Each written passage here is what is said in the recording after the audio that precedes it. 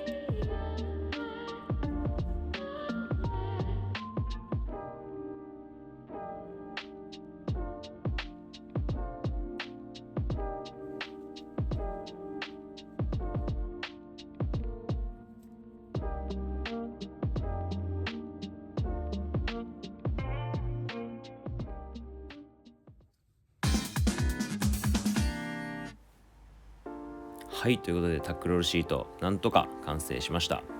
何回も失敗しましたけど、やっとそこそこ見れるクオリティまで持ってくることができました。引っ張りながら縫わないとすぐシワができちゃうんで、しっかりシワを伸ばしながら縫うのがポイントですね。市販品とまではいかないですけど、素人でもねそこそこなものができたんで、皆さんもこの動画を参考にしてやってみてください。それじゃあ今回この辺で終わりたいと思います。バイバイ。